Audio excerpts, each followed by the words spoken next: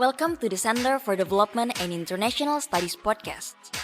CEDIS is part of International Relations Department of Universitas Muhammadiyah Yogyakarta, and we discuss issues from Global South and Islamic world. Here, we collaborate with various NGOs, experts, and lecturers.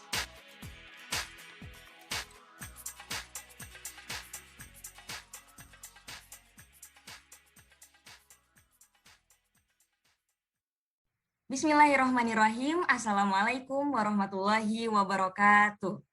Waalaikumsalam warahmatullahi wabarakatuh. Oke, halo teman-teman semua. Selamat datang kembali di podcast CEDIS, Hubungan Internasional Universitas Muhammadiyah Yogyakarta. Ini adalah episode kedua kita, dan program kita kali ini berjudul Citasi, di mana kita akan membahas tulisan, baik yang berbentuk buku maupun publikasi ilmiah, dari dosen ataupun teman-teman mahasiswa semua. Nah, seperti biasa, di sini saya Caca, sudah bersama dengan narasumber kita hari ini. Beliau adalah dosen HI Universitas Muhammadiyah Yogyakarta, dan saya jamin semua mahasiswa sudah mengenal beliau, semua mahasiswa dan alumni, apalagi teman-teman yang sempat mengambil mata kuliah perdamaian dan resolusi konflik. Gitu. Oke, jadi kita sambut sekarang Dr. Sugito. Assalamualaikum Pak Gito. Waalaikumsalam Caca. Apa kabar Pak? Alhamdulillah sehat, semoga kamu juga sehat selalu. Alhamdulillah sehat Pak, alhamdulillah. Gimana Pak mengajarnya, apakah sudah kembali normal atau hybrid atau masih online di UMY? Masa pandemi masih mengharuskan kami untuk online, Cak. Jadi belum ada hybrid ya. Kita masih menggunakan platform MyClass sama pertemuan-pertemuan online lewat beberapa media conference. Jadi belum ada kita ketemu di kelas ini. Saya sudah kangen juga sama kelas sama teman-teman. Oke.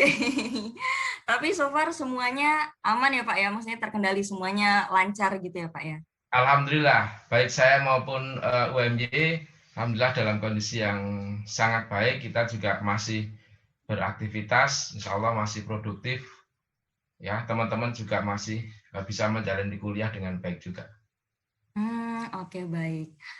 Baik teman-teman, jadi saya bersama Dr. Sugito saat ini, dan hari ini kita akan berdiskusi mengenai Toxic Institutionalism in Security Sector Reform, Lesson learned from the failure of building security institution in East Timor.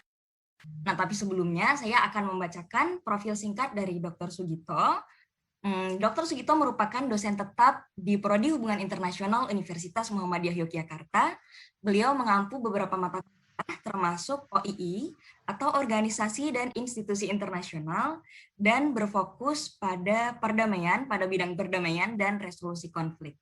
Nah, selain tulisan Bapak Gito yang saat ini yang akan kita diskusikan, beliau juga sudah menulis beberapa publikasi lain, diantaranya adalah Liga Arab dan Demokratisasi Dunia Arab pada tahun 2015, sedang tulisan tentang Timor Leste sendiri ada dua yang lain, yaitu Analisis terhadap Misi Peace Building United Nations Transition Administration in East Timor pada tahun 2013, serta Will Informal Institution Replace Formal Institution?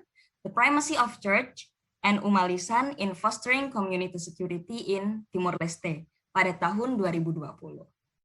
Nah, mungkin langsung saja Pak Gito untuk bisa memaparkan tema kita atau judul kita hari ini, Toxic Institutionalism in Security Sector Reform, Lesson from Security Institution in East Timor. Ya, terima kasih Caca. Jadi artikel saya yang terakhir ini tentang institusi toksik ya di Timor Leste ini berangkat dari suatu latar belakang permasalahan di mana saya melihat bahwa apa yang dilakukan oleh United Nations atau PBB dengan beberapa negara donor untuk membangun suatu institusi negara, lebih spesifik lagi adalah institusi keamanan negara Timor Leste pasca kemerdekaan tahun 99 itu mengalami kegagalan. Maksud dari kegagalan di sini adalah institusi negara yang dibangun oleh PBB maupun lembaga donor lain, itu dia tidak bisa menjalankan fungsinya secara optimal. Jadi saya tidak ingin mengatakan bahwa PBB itu gagal total gitu ya di dalam membangun institusi keamanan maupun institusi negara Timor Leste. Karena saya lihat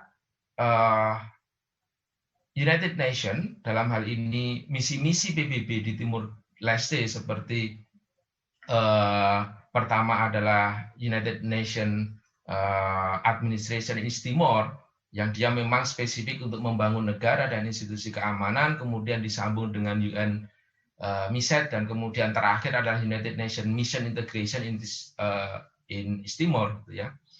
Itu mereka berhasil membangun institusi negara dalam konteks membangun organisasi dari negara itu, ya, seperti PBB berhasil membangun angkatan bersenjata Timor Leste, ya. Kemudian mereka juga berhasil membangun PNTL sebagai Polisi Nasional Timor Leste. Mereka berhasil membangun organisasi pengadilan di Timor Leste, gitu ya. Nah, tetapi organisasi-organisasi itu, badan-badan itu mereka tidak bisa bekerja optimal. Justru yang terjadi, institusi-institusi atau organisasi tadi itu justru menjadi sumber dari ketidakamanan masyarakat di Timor Leste. Ya, seperti yang terjadi ketika di tahun 2006 ya, di mana kepolisian dengan angkatan bersenjata itu justru mereka konflik bersenjata, dan itu memunculkan korban jiwa baik di pihak polisi, tentara, dan kemudian efek keamanan yang luar biasa dengan mengungsinya ya ratusan ribu orang Timor Leste. Ini mengulang peristiwa tahun 99 itu.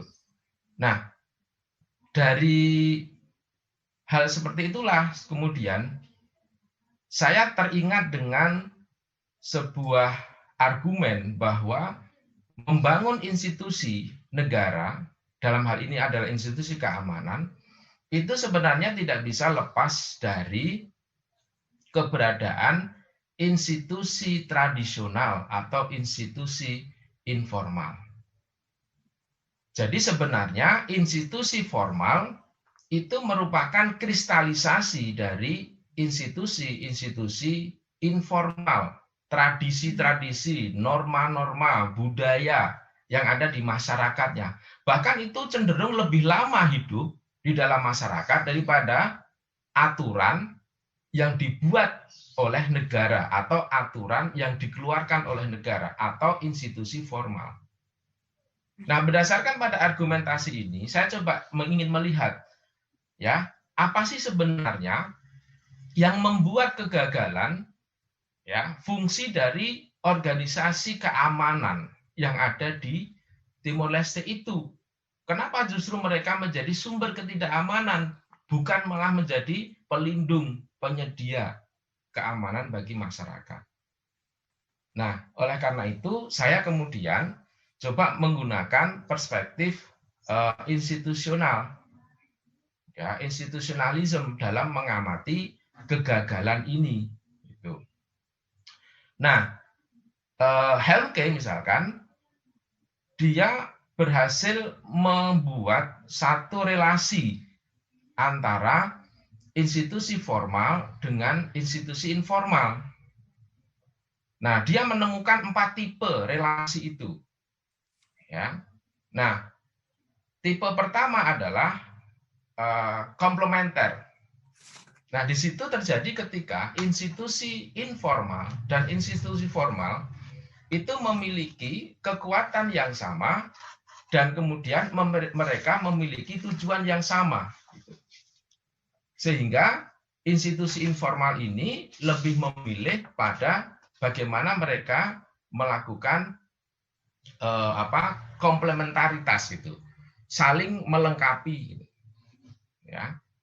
Nah, kemudian tipe yang kedua itu adalah substitusi gitu. Substitutif, ya. Nah, di sini institusi informal itu lebih efektif, lebih kuat dibandingkan dengan institusi formal, sementara tujuan mereka itu sama. Nah, dalam konteks ini kemudian institusi informal itu menggantikan gitu peranan dari institusi negara. Jadi ketika nanti ada institusi misalkan kepolisian, itu dia tidak bisa bekerja dengan baik untuk menegakkan hukum. Gitu ya. Nah, dia kemudian ketemu dengan institusi informal ya di masyarakat yang dia lebih dipercaya oleh rakyat dan fungsinya sama untuk memperkuat, melayani, memberikan layanan keamanan pada masyarakat. Maka dalam konteks ini kemudian karena sama-sama tujuannya adalah memberikan keamanan gitu ya, maka dia akan kemudian melakukan substitusi. Itu. Nah, kemudian yang ketiga adalah competing institution relation, gitu ya, relasi saling berkompetisi. Nah, ini terjadi ketika institusi negara itu tidak efektif bekerja, kemudian ketemu dengan institusi informal yang dia itu dipercaya banget oleh rakyat, artinya lebih efektif, lebih kuat. Sementara itu, institusi formal dan informal ini memiliki tujuan yang berbeda. Nah, maka yang terjadi kemudian institusi informal itu akan berkompetisi mencoba mengalahkan dari institusi formal ini. Inilah yang saya sebut dengan satu relasi yang sifatnya itu toksik, meracuni, memperlemah gitu dari institusi formal. Jadi institusi informal itu berperilaku seperti racun, semakin memperlemah institusi negara yang dibangun. Ya. Nah, kalau si Levitsky, Helmke ini menyebutnya sebagai competing, saya lebih cenderungnya dia malah justru toksik, gitu ya, memperlemah, meracuni dari institusi formal itu. Dan yang terakhir itu adalah accommodating. Nah, accommodating di sini institusi negara itu sudah efektif bekerja, kepolisian sudah bagus bekerja, sementara itu institusi informal, tradisi, norma di masyarakat itu kurang efektif dalam menyediakan jasa keamanan itu. Nah, maka yang terjadi kemudian institusi informal itu kemudian meleburkan diri, mengadopsi, gitu ya, mengakomodasi dari institusi negara itu. Nah, dari keempat tipe ini, saya lebih cenderung kemudian melihat, ya, kenapa kemudian kegagalan institusi formal, kepolisian, angkatan bersenjata, peradilan di Timor Leste itu terjadi, karena munculnya institusi yang sifatnya saya bilang tadi toksik, atau si Helmke bilang competing tadi. Nah, maka riset ini kemudian saya lanjutkan dengan ingin menemukan institusinya mana yang dia itu berperilaku toksik seperti ini. Nah, riset ini saya lakukan dengan studi lapangan, Mbak Caca. Jadi saya coba menggali informasi dari beberapa informan, kemudian dari hasil observasi langsung saya kepada situs-situs yang menjadi kayak monumen lah ya, bukti sejarah akan terjadinya ketidakamanan di Timor Leste itu, ya.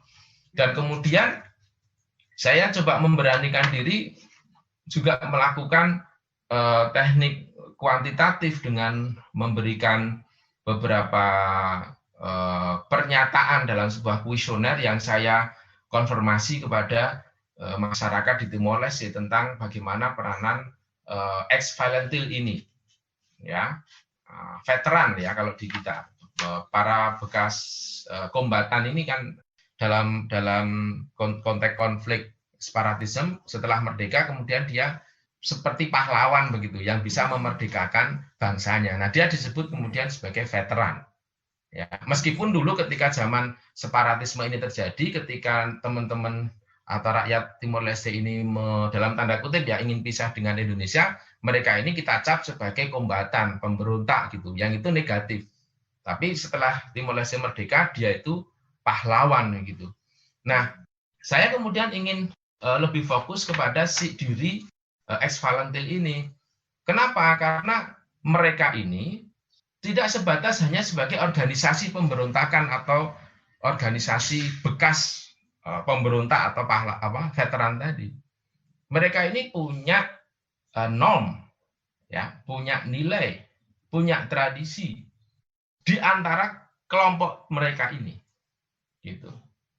Nah, sementara ketika mereka melakukan perlawanan itu, mereka ini sebenarnya adalah institusi keamanan informal yang ketika itu ya di masa separatisme pemberontakan itu, mereka ini punya peran yang luar biasa di dalam melindungi masyarakat Timor Leste dari penjajahan Indonesia ketika itu. Mereka kan menganggap Indonesia itu menjajah Timor Leste ketika zaman Soeharto dulu. Nah, jadi ini sebenarnya Valentil ini institusi keamanan informal yang ada di masyarakat Timor Leste ketika itu. Dan mereka memiliki peran yang luar biasa pentingnya untuk memerdekakan bangsa, melindungi masyarakat Timor Leste. Itu saya konfirmasi ke responden saya, gitu ya. Ada 100 responden. Saya bertanya tentang bagaimana peran ex-Valentil ini. Mereka mengakui itu, dan sampai kemudian ketika kemudian saya konfirmasi ke para responden itu, apakah Bapak Ibu itu sepakat gitu ya bahwa ex-Valentil atau veteran itu harus dikasih privilege, diistimewakan setelah kemerdekaan, mereka mayoritas mengatakan sangat setuju. Karena saking pentingnya dari Valentil ini dalam menjaga keamanan dan merebut kemerdekaan Timor Leste ketika itu, gitu ya, ketika perjuangan itu. Nah, permasalahan Valentil ini kemudian berlanjut setelah kemerdekaan gitu. Karena kan ketika United Nations, terutama UNTAID, itu membangun institusi keamanan Timor Leste, nah UNTAID ini melupakan membangun tentara nasional. Karena berdasarkan interview saya dengan salah satu ex-Valentil ya, dan dia juga menjadi anggota parlemen ketika itu di masa kemerdekaan, itu memang UNTAID tidak mau membangun militer karena bagi mereka negara sekecil Timor Leste ini nggak perlu militer. Nah, berawal dari situlah, dan saya kira agak panjang juga sih ya, tapi mulainya dari rencana itu, Valentil ini kemudian menunjukkan eksistensi dirinya kembali gitu loh, bahwa kami itu bagian dari institusi keamanan yang harus dipertimbangkan. Mereka kan militer sebenarnya gitu. Nah, sehingga dari sinilah kemudian para petinggi ex-Valentil ini, ya, dalam hal ini adalah si Sanana Gusmao ketika itu, mereka kemudian menentang rencana UNTAID dan memaksa UNTAID untuk membangun militer. Tidak hanya sebatas membangun militer, tapi juga memaksa bahwa komponen terbesar dari militer itu adalah Valentil. Sehingga nama militernya Timor Leste itu adalah Valentil Force Defense of Timor Leste. Jadi unsur utamanya itu adalah Valentil. Ini sebuah, tadi yang saya bilang di awal, bahwa privilege itu diberikan pada Valentil untuk masuk di dalam institusi keamanan negara baru. Nah, disitulah kemudian saya ketemu bahwa norm, value yang ingin dibangun oleh PBB di dalam militer maupun dalam kepolisian, yang dia itu tujuannya adalah membangun sebuah institusi keamanan yang demokratis, artinya sipil, ya, itu mengendalikan militer, kemudian dengan asas-asas good governance sehingga memunculkan konsep security governance begitu. Itu ternyata berseberangan dengan institusi atau nilai norma yang dianut oleh ex-Valentil ini. Ingat tadi ex-Valentil menjadi bagian utama dari institusi keamanan negara tadi. Nah, itu ternyata competing. Inilah yang saya temukan. Helmke mengatakan itu competing. Si PBB ingin membangun good governance dalam security institution itu, sementara Timor ex-Valentil ini ingin melindungi dirinya, kelompoknya begitu. Nah, sehingga yang terjadi kemudian tadi competing. Sehingga yang terjadi kemudian bagi saya ex-Valentil ini kemudian mencoba memperlemah fungsi dari nilai-nilai norma-norma dari yang dibangun oleh PBB tadi, ya good governance tadi. Nah, caranya gimana? Ex-Valentil ini memperlemah good governance yang ingin dibangun, ya, cita-cita good governance yang ingin dibangun oleh PBB tadi. Nah, mereka melakukan memasukkan gitu ya budaya-budaya atau norma-norma klientism itu. Klientism itu ada apa ya? Ada patron klien lah, hubungan antara konstituen dengan si yang diberi mandatnya itu.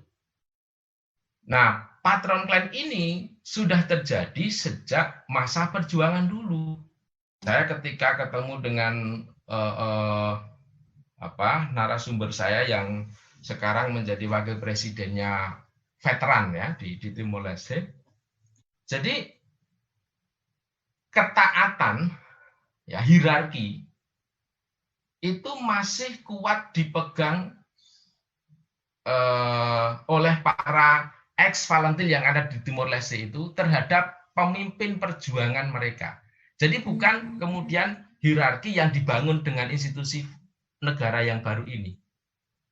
Jadi mereka, para prajurit yang ada di militer Timor Leste, itu lebih mempercayai, lebih mematuhi perintah dari pemimpin-pemimpin revolusi mereka daripada pemimpin-pemimpin baru militer yang ada. Sehingga ada salah satu narasumber saya mengatakan, anak buah itu bisa mengancam atasan. Ya, karena apa? Karena mereka merasa saya ini lebih lama berjuang untuk Timor Leste daripada you. Lebih senior. Nah, kalau dalam institusi formal itu kan dia merit system, Mbak Caca. Ya kan? Merit system bukan hubungan klien tadi. Bukan hubungan nepotisme, tapi merit system. Lah yang memiliki pendidikan bagus, keterampilan bagus, itu justru ternyata adalah orang-orang yang tidak banyak berjuang. Sementara orang-orang yang berjuang karena skillnya rendah, pendidikannya rendah, ya mereka kan nggak sekolah, selama 24 tahun di hutan berjuang, nggak pernah sekolah. Mereka jadi bawahan gitu loh. Nah, inilah yang kemudian memunculkan kalau narasumber saya bilang pembangkangan gitu.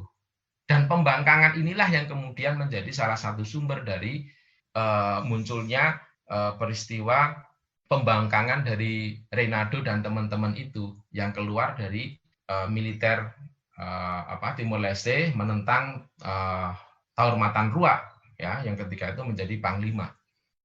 Ya, karena itu masalahnya. Nah, jadi klientisme itu menjadi salah satu cara bagaimana Valentil itu memperlemah institusi negara. Itu klientisme. Nah, lebih parahnya lagi, ternyata secara klien itu sejak tahun 1998 gerakan kemerdekaan Timor Leste yang dulu itu di bawah Fretilin gitu ya. Nah, kemudian tahun 98 itu dibentuk CNRT. Jadi si Sanana Gusmao itu ingin memisahkan antara Valentil dengan CNRT begitu. Nah, CNRT menjadi kemudian dalam tanda kutip alat politik bagi Sanana Gusmao ya, dan sekarang menjadi partai itu di Timor Leste. Nah, banyak orang-orang yang itu tidak sepakat dengan gagasan pemisahan ini. Salah satunya adalah si Mari Al-Qadiri. Nah, kelompoknya Mari Al-Qadiri lah kemudian terbentuk sebuah klan baru. Ada klan lainnya yaitu dari Sanana Gusmao. Nah, ini yang kemudian juga menjadi sumber dari ketidakstabilan keamanan maupun politik selama ini. Jadi ada perbenturan antara dua klan besar ini. Kelompoknya Sanana dan kelompoknya Mari Al-Qadiri. Nah, ini yang kemudian menyebabkan negara itu lemah gara-gara klientisme ini. Nah, yang kedua, tidak hanya klientisme, Mbak, ternyata. Ada nepotism. Lebih tepatnya adalah etnis nepotism yang juga dibangun oleh Fretilin ini. Jadi dari hasil wawancara saya dengan narasumber, memang tidak bisa dipungkiri bahwa nepotism itu menjadi salah satu instrumen yang dipakai dalam konflik politik, ya, dalam konflik di tubuh militer dan polisi. Jadi ternyata di tubuh militer itu didominasi oleh ex-Valentil yang mereka itu mayoritas dari Lorosai. Jadi ada dua etnis besar, kelompok etnis besar di sana, kelompok masyarakat besar di sana, yaitu Lorosai dan Loromanu.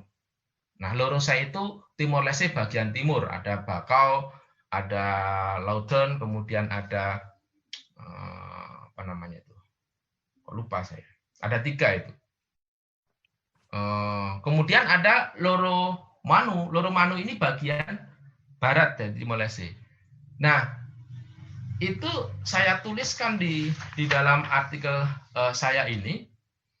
Jadi ternyata institusi keamanan negara PNTL itu polisi, ya, dalam konteks ini PNTL itu polisi, itu dominan etnisnya adalah Loromanu.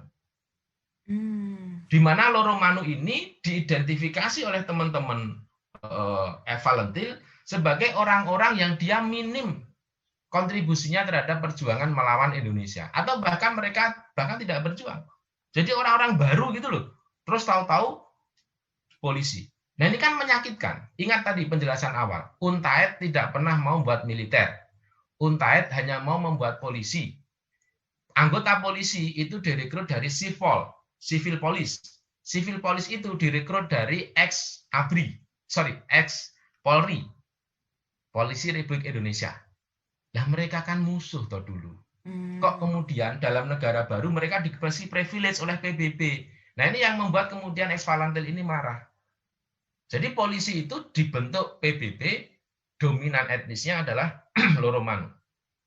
Ya, dan dia minim. Nah, sementara FFDTL atau militer Timor Leste itu tadi, ya, komponen utamanya adalah Valentil. Valentil itu mayoritasnya adalah Lorosai. Dan dia terlibat dalam perjuangan. Nah, nepotisme ini, etnis nepotisme itu ternyata dibawa, ya, entah itu kemudian menjadi instrumen atau memang menjadi unsur primordial yang menyebabkan konflik itu terjadi. Tapi faktanya bahwa nepotisme etnis ini dihembuskan sehingga muncullah konflik antara polisi dengan tentara di tahun 2006 itu.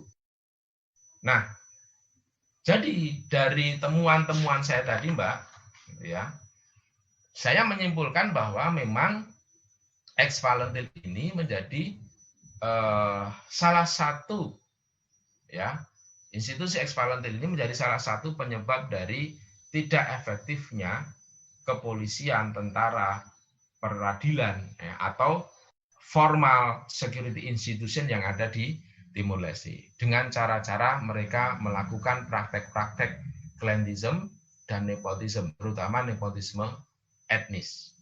Itu kira-kira temuan saya atau yang saya tulis dalam artikel saya ini, Mbak Caca.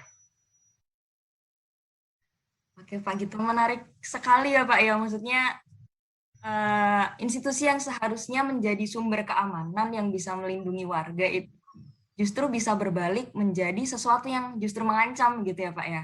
Ya, ya. Something new sih buat saya Pak, jujur.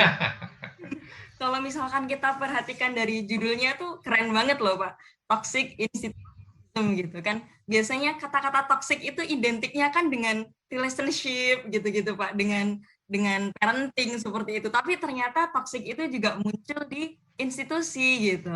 Itu saya baru nemu satu sih Pak, tadi sempat googling gitu, toxic institutionalism. Baru nemunya Pak gitu aja tadi itu. Istilah baru banget gitu. Terus saya mau nanya nih Pak soal yang berhubungan dengan penelitiannya Bapak tadi. Berarti kalau misalkan kita lihat norma atau nilai-nilai yang dipegang dari apa ya istilahnya masyarakat atau institusi yang terlebih dahulu ada di sebuah negara sebelum negara itu merdeka atau istilahnya mendirikan negara baru gitu, itu sangat mempengaruhi ya Pak ya. Bagaimana kemudian negara itu survive nantinya, atau institusi yang dibentuk oleh UN dalam kasus Bapak itu survive nantinya. Ya, itu benar sekali Mbak Caca. Jadi PBB itu sudah saatnya dia mengurangi lah. Ya, kalau saya tidak ingin mengatakan harus menghilangkan ya, mengurangi arogansi mereka dalam melakukan pendekatan terhadap negara atau masyarakat pasca konflik.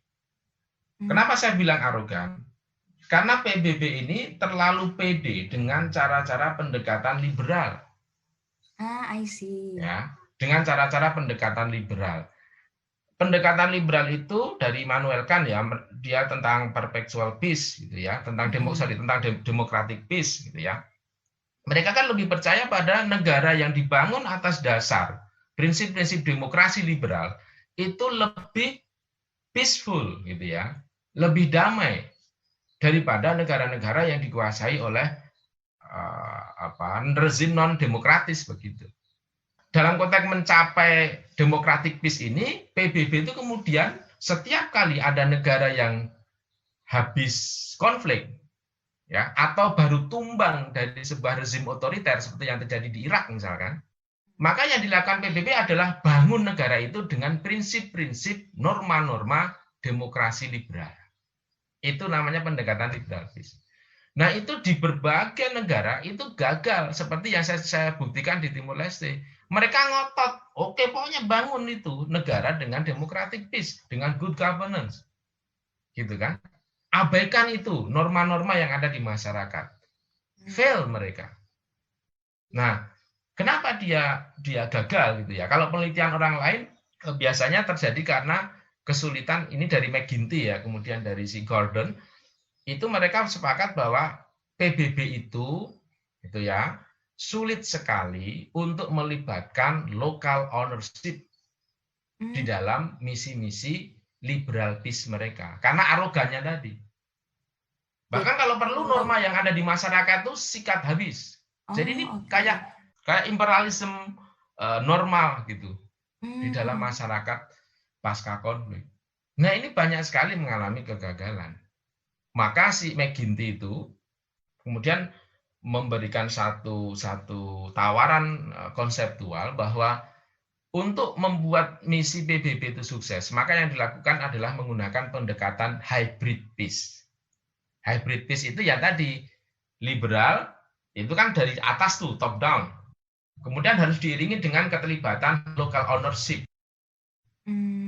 Itu namanya hybrid peace.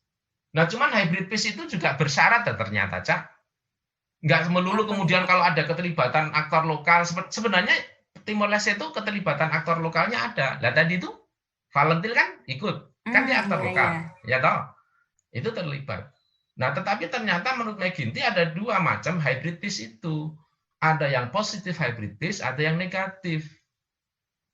Nah, Timor Leste itu yang negatif itu. Kenapa?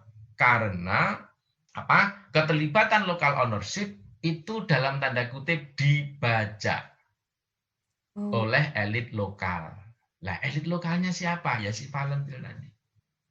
Jadi penting banget PBB itu memperhatikan dari keberadaan local ownership atau institusi informal. Nah, nanti kamu baca tulisan saya yang kedua tentang will informal institution itu tadi. Nah, itu sambungan dari ini, Cak. Jadi ketika PBB itu gagal, ya toh, Cak, karena adanya si toxic institution, ternyata ini yang aneh juga kemudian saya temukan. Jadi meskipun tentara itu polisi itu nggak bisa melindungi masyarakat, gitu kan, peradilannya nggak adil bagi masyarakat karena memihak pada para petinggi Valentil. Tentaranya justru nangkut-nangkuti rakyat. Tapi, Cak, ketika saya tanya kemudian kepada masyarakat, bukan saya yang tanya, nanti tidak saya disalahkan. Ketika ada survei dari Asia Foundation, ya di tahun 2003, kemudian 2015, yang saya temukan, yang ditemukan oleh Asia Foundation, justru masyarakat itu merasa feel good, bahkan Hmm, better. Loh, padahal di situ ada konflik nasional loh, ada polisi iya. benturan dengan militer loh, tapi mereka merasa aman aja Pak, nggak apa-apa ya, gitu. Dari survei Asia Foundation. Maka ini yang menjadi tulisan saya yang kedua, loh kenapa kok bisa seperti itu? Oh, Nah, ya. berlanjutnya besok aja deh, Cak. Siap Pak, nanti saya baca dulu Pak. Kayaknya 3 SKS itu Pak tuh. Berlanjutnya besok aja. SKS. No, ya siap-siap. Jadi kenapa kok orang itu merasa I'm good, I'm fine, I'm secure.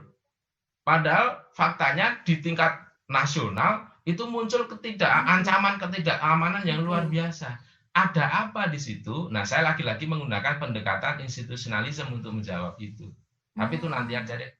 oke, oke siap Pak.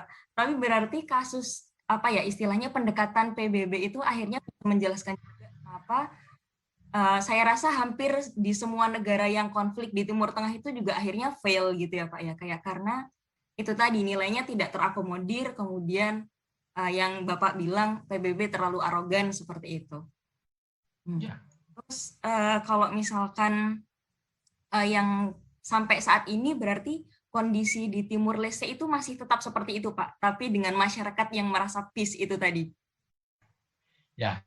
Jadi riset saya ini kan saya lakukan 2000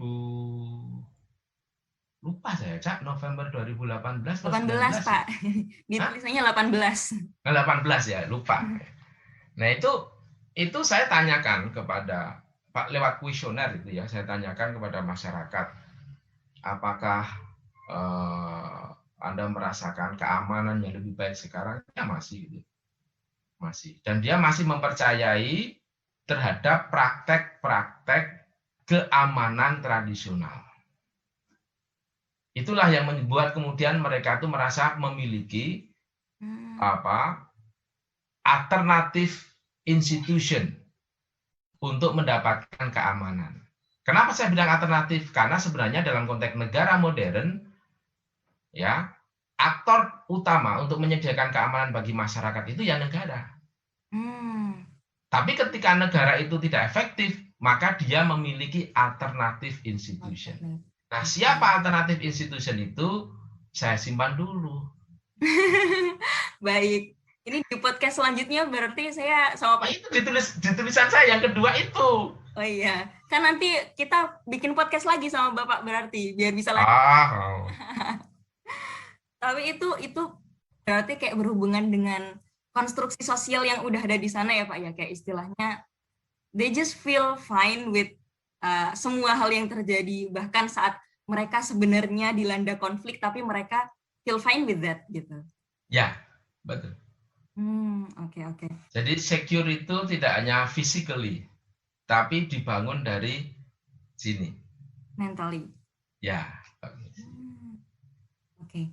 Terus ini nih Pak, saya sempat baca juga di penelitian Bapak yang ini, tadi saya menemukan kalimat kalau misalkan di Timor Leste sendiri itu ada competition di antara negara-negara donor gitu untuk itu menyelesaikan masalah yang terjadi di Timor Leste. Kok bisa sih Pak? Kayak kenapa ada overlap dari negara-negara donor, kemudian kenapa mereka sampai berkompetisi gitu untuk bisa menyelesaikan apa ya masalah yang terjadi di Timur Leste, while mereka mungkin kalau dilihat secara kasarnya tidak begitu mengerti norma-norma yang ada di Timur Leste atau itu hal yang sama sekali asing bagi mereka gitu. Kenapa Pak kalau boleh tahu alasannya? Ya, ketika saya ketemu dengan salah satu instruktur untuk polisi-polisi baru yang ada di Timor Leste, ya dia orang Timor Leste tapi dipercaya oleh PBB untuk menjadi instruktur terutama dalam materi hak asasi manusia. Kemudian juga saya ketemu dengan penerjemahnya si Peter Cosgrove. Peter Cosgrove itu panglimanya Interfed, ya, pasukan PBB yang ada di sana. Dia orang kepercayaan PBB juga. Salah satu yang menjadi penyebab dari kegagalan PBB maupun lembaga donor lainnya itu adalah mentality project. Jadi mereka itu melakukan sesuatu itu hanya orientasinya proyeknya dan finish. Gitu. Nggak peduli pelatihannya diterima, diserap oleh peserta, nggak peduli. Katanya begitu. Yang penting ini ada paket buku ya, misalkan kan kalau kamu sering ikut pelatihan juga. Pelatihan paketnya 10 jam, nah, udah. Jadi kuantitatif. Dia tidak pernah mengevaluasi secara substantif gitu. Itu yang pertama. Nah, dengan mentality project itu, mereka kemudian kan memiliki apa ya, gaya, taste, style, gitu ya, template sendiri-sendiri dalam menjalankan misinya itu. Ini dari sisi desain misi loh ya. Sehingga kalau misalkan Selandia Baru, itu kan ada di sana. Nah, dalam konteks melatih polisi, mereka dengan caranya sendiri. Nanti Australia datang juga dengan caranya sendiri.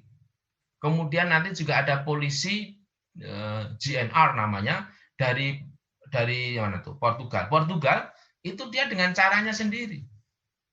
Jadi nilai itu dia bawa gitu, Cak. Ya kan namanya orang kan dia dipengaruhi oleh pengalaman dia, Cak, oleh nilai, oleh norma dia. Nah, dia kemudian bawa itu untuk melatih tentara-tentara itu atau polisi-polisi itu. Itu yang saya maksud dengan persaingan tadi sebenarnya. Bagaimana mereka, saya juga tadi sudah bilang arogansi tadi, bagaimana mereka itu sebenarnya ingin menanamkan pengaruh nilai ya kepada Timor Leste ini. Nah, belum nanti kalau saya singgung masalah kepentingan politik ekonomi. Nah, itu sudah kemudian merusak dari tujuan mulia itu ya, dari kehadiran PBB itu untuk membantu sebuah negara yang independen, yang efektif. Nah, kalau sudah muncul unsur politik, unsur ekonomi di dalam misi itu, maka ya tujuan-tujuan good governance macam-macam itu akan dicederai dengan kepentingan politik tadi. Dan itu saya temukan ketika saya berbicara dengan salah satu narasumber saya. Kenapa muncul kerusuhan di tahun 2006 antara suku, tadi saya bilang Loro Manu, Loro Saya itu kan 2006 setelah militer konflik, kan mereka ikut konflik, Cak, di masyarakat itu. Ada kampung orang-orang Loro Manu dibakar atau sebaliknya begitu. Kenapa itu terjadi? Ternyata karena ada provokasi dari PBB. Dia sampai bersumpah ketika menyatakan itu. Jadi pemuda itu dibayar oleh pasukan-pasukan Australia untuk membakar, untuk membuat ketakutan. Nah, itu kan apa ya, unsur ekonomi tadi masuk karena mereka nggak mau. Itu katanya narasumber dia. Karena mereka gajinya itu, tentara-tentara itu gede di Timor Leste. Jadi meskipun ada PBB, ketimpangan ekonominya itu juga sangat tinggi. Staf internasional PBB, pasukan itu dia bisa hidup mewah, poya-poya, piknik ke Bali, ya, tapi masyarakat lokal itu tetap dalam kemiskinan. Nah, kalau mereka pergi, ini anu ya, pengakuan dari narasumber. Kalau mereka pergi dari Timor Leste, mereka nggak punya kerjaan, Pak. Itu kecil ya, tapi kemudian dalam konteks politik gede, Anda bisa lihat bagaimana motif politik ekonomi Australia dalam intervensi, dalam membantu Timor Leste itu besar. Dan itu dibuktikan sekarang dengan hak eksplorasi celah timur yang berada di tangan Australia. Nah, itu kan konflik of interest-nya di situ, Cak. Jadi PBB itu, ini jadi tulisan saya yang ketiga. Moga-moga 2022 terbit itu. Kegagalan itu juga disebabkan oleh problem solving capacity PBB yang sangat minim. Dalam konteks apa? Salah satunya leadership. Dia tidak bisa menjadi leader untuk menaklukkan kepentingan dari donor-donor itu. Justru United Nations itu sebagai legitimasi dari kepentingan donor-donor itu, mengatasnamakan United Nations Mission. Itu nanti saja. Oke, siap, Pak. Oke, terus kalau misalkan kita balik ke yang polisi dan angkatan bersenjata di Timor Leste itu, Pak, kan sekarang berarti kan mereka yang istilahnya kalau dilihat secara kasat mata itu mereka demokratis gitu, tapi pada nyatanya ada krisis yang terjadi di dalam negara itu gitu. Kalau menurut Bapak sendiri, kemudian seperti apa sih Pak penyelesaian yang baik gitu? Sedangkan institusi keamanan yang di sana itu tidak benar-benar efektif gitu, karena seperti yang Bapak bilang tadi kan atasan aja bisa gitu diancam sama bawahan karena secara senioritas sudah berbeda gitu. Kemudian bagaimana sih Pak menurut Bapak pribadi hal ini kemudian bisa diselesaikan atau bisa skala krisisnya itu menurun gitu Pak? Oke, Ca. Masalah Timur Timur itu very complicated ya. Jadi tadi saya sudah mengurai beberapa hal kan. Ya, kenapa kemudian Timor Leste itu menjadi begitu gitu ya. Satu, karena kesalahan PBB ketika mendesain program. Yang kedua, karena masalah tadi tentang budaya, ya, nepotisme, klientelisme itu ya, informal institution itu. Kemudian yang ketiga, masalah ekonomi. Masalah ekonomi itu menjadikan apa ya, prioritas-prioritas yang dibawa oleh PB itu menjadi gagal. Ya. Ekonomi mereka sangat rendah, begitu ya.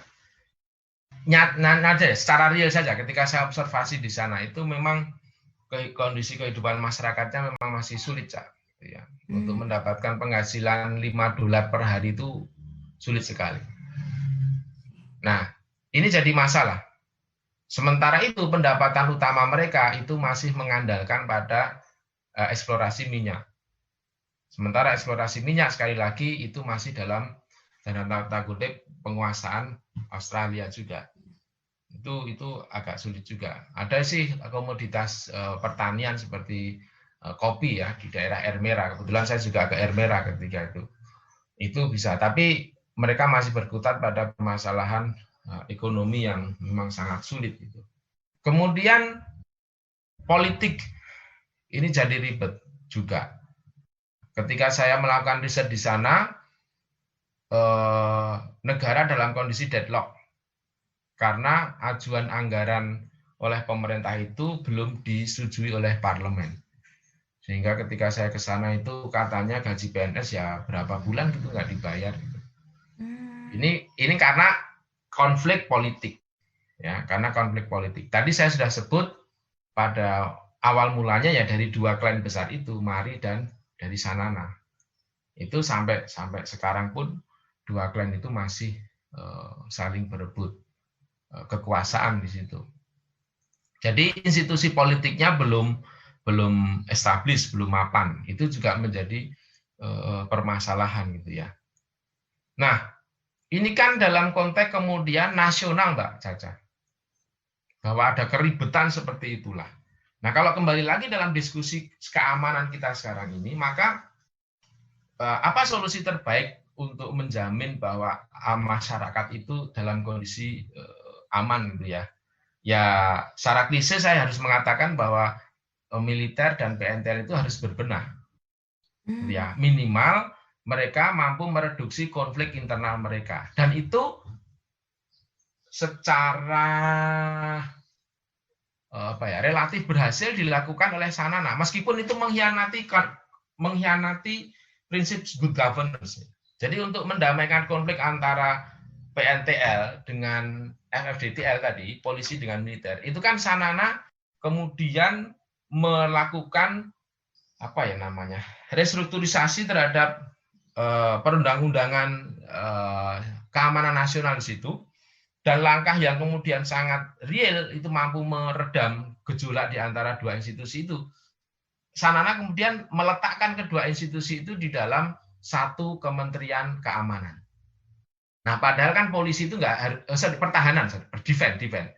Nah, harusnya kan si polisi ini nggak boleh masuk dalam defense. Dia kan beda, kayak di Indonesia ini loh, Cak. Nah, polisi kan di bawah presiden langsung, tentara ya angkatan bersenjata. Nah, itu good governance itu seperti Indonesia ini. Tapi ketika diterapkan di Timor Leste dulu di awal-awal itu malah pada ribut tadi itu. Nah, makanya Sanana Gusmo udahlah kamu tuh tak jadiin satu aja. Nah, malah jadi aman karena di bawah kendali satu orang. Oke. Itu koordinasi lebih baik ngomong. Jadi sekarang memang tidak lagi kemudian muncul konflik itu ya. Profesionalisme itu. Kira-kira itulah. Kalau misalkan boleh nih Pak, Bapak cerita sedikit tentang penelitian kemarin di Timor Leste seperti apa pengalamannya? Apakah masih ada sentimen terhadap Indonesia atau seperti apa Pak? Enggak, saya ketika itu ngobrol santai lah ya, karena saya kan interview ini saya bawa pada banyak informan gitu ya. Tidak hanya dari Valentil, ex Valentil, tetapi juga dari kepala suku gitu. Kemudian dari generasi mudanya gitu. Nah, pertanyaan Caca tadi ada sentimen nggak dengan Indonesia? Ini ketika saya ngobrol dengan narasumber saya yang cewek itu, ya masih muda-muda, ada yang karyawan, ada yang kemudian mahasiswi, ya mahasiswa, itu mereka tidak kemudian mengekspresikan satu keanehan gitu ya pada diri saya yang orang Indonesia datang ke sana. Kemudian dia juga tidak ada muncul kayak sentimen terhadap Indonesia. Justru malah mereka gaya hidupnya itu, gitu ya, stylenya itu malah dipengaruhi oleh sinetron Indonesia, Cak. Oh, baik. Jadi kan sekarang bahasa Indonesia itu nggak diajarkan di sana, Cak. Oh, oke. Mereka hanya Dihapuskan belajar berarti Pak? bahasa Tetung gitu kan, sama bahasa Portugis, Portugal. Hmm, Indonesia enggak. Cuman dia bisa kalau saya ngomong bahasa Indonesia dia nangkep. Loh kok kamu bisa? Iya Pak, kan hobi saya lihat nonton Irish Bella. sinetron. Iya dia kenal dengan Irish Bella itu. Hmm. Ya karena kan memang tontonan ya saya, tontonan orang-orang Timor Leste itu masih dengan televisi Indonesia. Oh, oke. Sehingga dia itu ya ngomong bahasa Indonesia masih lo gue Masih lancar. ngerti deh Oh, gitu. Jadi oh, tidak oke. ada kemudian satu satu mohon maaf ya kayak dendam atau Hmm. sentimen negatif dengan Indonesia untuk para ini saya bilang untuk pemudanya gitu ya. Saya kira itu. Tapi saya pernah Caca, ini membuat saya benar-benar salah tingkah, mau merespon seperti apa begitu. Jadi narasumber saya ini pejuang yang saya cerita 24 tahun dia di hutan. Sebelum dia wawancara, itu dia ngomong kepada saya, tapi pakai bahasa sana ya, Tetung, saya diterjemahin aja, Ca, kamu dan gitu. Saya nggak bisa bahasa Tetung mereka. Diterjemahin oleh si translator saya. Beliau itu ditembak kalau nggak salah 4 atau 5 kali oleh tentara Indonesia. Tapi nggak mati, Cak. Dan dia coba buka baju untuk menunjukkan pada saya, ini pelurunya masih ada di sini. Hmm. Coba, saya sebagai orang Indonesia, saya harus bilang apa, Cak? Mau nangis, mau gembira, atau gimana, Cak? Ya saya cuma bilang, ya saya mohon maaf atas kejadian itu, Pak. Tapi dia kemudian juga tidak. Dengan saya juga nggak masalah gitu loh. Hmm. Tapi itu benar-benar yang pengalaman bagi saya yang ternyata ya ada ya apa ya tragedi sejarah yang memang sangat memilukan antara Indonesia dengan Timor Leste. Itu. Saya juga ke pemakaman yang tempat pembunuhan massal demonstran itu. Kemudian di seberangnya itu ada pemakaman pahlawan Seroja.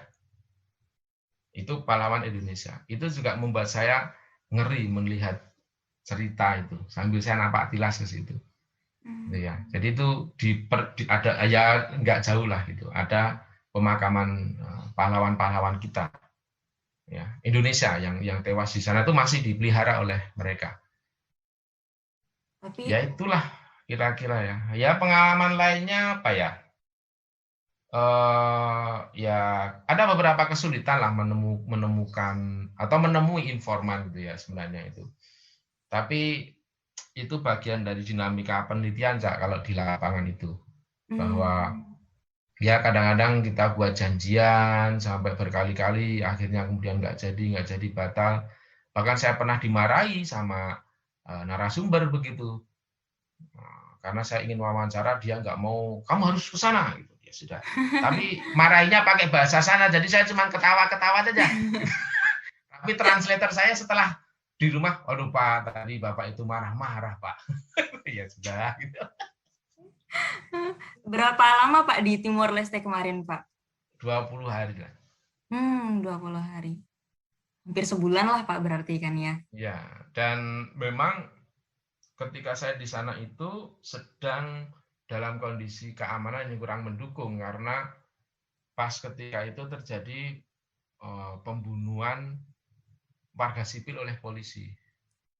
Dan saya menyaksikan di televisi mereka, kemudian banyak di jalan-jalan itu biasalah tulisan-tulisan pilok protes warga itu gitu.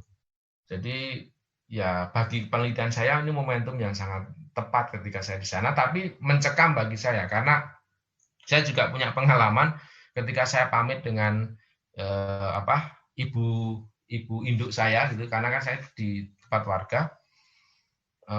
Karena saya nggak ngerti kondisinya, saya dimarahi sama ibu itu. Kamu jangan sekarang perginya, karena di sana itu yang menjadi pusatnya tadi pembunuhan itu tadi, dan di sana itu di Bekora kalau nggak salah namanya itu menjadi setiap sudah jam 5 sore itu sudah sepi. Nah saya tuh mau berangkat 5:30 ketika itu, saya sudah dilarang karena memang tingkat keamanannya baru tidak baik. I see. Baik, jadi itu teman-teman diskusi kita kali ini bersama dengan Dr. Sugito. Kalau misalkan boleh saya simpulkan dari awal tadi, diskusi kita tentang toxic institutionalism yang terjadi di East Timor. Jadi ternyata institusi informal, institusi keamanan informal itu dia masih memiliki peran yang sangat penting untuk ikut menentukan berlangsung dengan aman atau tidaknya institusi formal yang kemudian dibangun oleh lembaga donor termasuk UN dan negara-negara lain seperti itu. Dan perlu kita garis bawahi juga bahwa dalam hal ini lembaga donor termasuk UN dan negara-negara lain itu seperti yang dibilang Pak Gito tadi perlu untuk istilahnya berbenah dan kemudian mempelajari nilai-nilai atau norma atau kebiasaan juga yang ada di negara yang dia datangi, kemudian sehingga tidak terdapat arogansi lagi bahwa nilai apa yang dia anut atau apa yang dia bawa itu adalah hal yang paling benar seperti itu ya Pak. Ya. Baik, mungkin itu saja dari saya, dan dari sini kita juga harap lebih banyak lagi tulisan-tulisan dan publikasi yang akan mengulas mengenai institusi informal dari aspek keamanan seperti itu, terutama di Timur Leste.